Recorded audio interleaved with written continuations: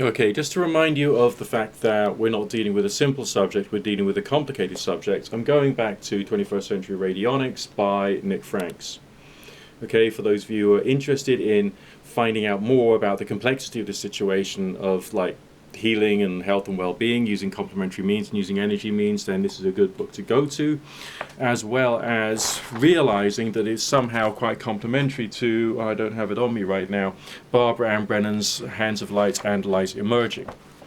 Alright, this particular paragraph is from page 220, and it says, the term articulated miasm has been introduced by the author to describe that combination of miasms and other factors peculiar to an individual and which result in a pathological picture specific to that person. The articulated miasm may be considered to arise when, at minimum, a group of latent miasms have become activated and have combined together to create or to be involved with a presenting chronic disease state.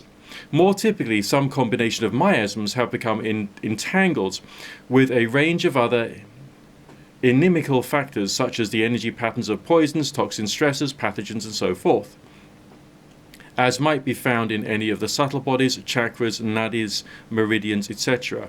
These factors can combine or entangle to create, from the radionic point of view, an extremely complex energetic derangement of the subtle anatomy, and this in turn may underlie a wide range of chronic illnesses.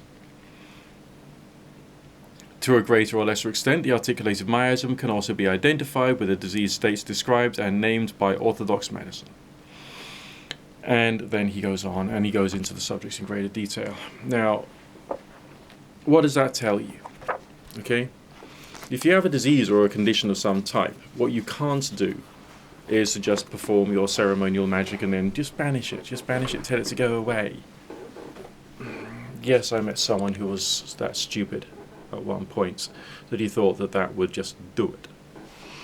What he's doing is showing ways of identifying various miasmic forces, showing you some of the characteristics, and then possibly explaining in a simplistic term, without giving too much detail, what can be done to try and remedy them.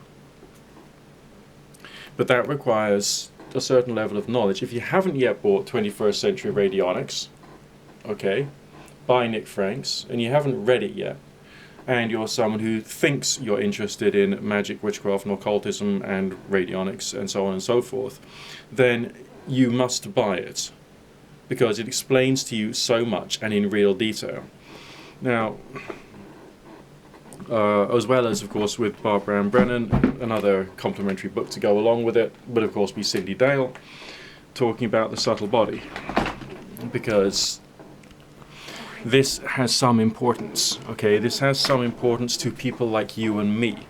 This has some importance to anyone who is attempting to try and understand this subject with a certain level of intelligence, and not from the point of view of dogma and blind belief, or indeed following a particular spirituality whereby this stuff is allowed, but you're not finding out enough about it, so you're not stimulating the mind, you're not finding out how the world could actually be operating, how nature could actually be operating, and therefore it's worthwhile going into the studies in greater detail, because your current level of study, your current level of understanding has to be by its very nature pathetic, because there's so much to be known.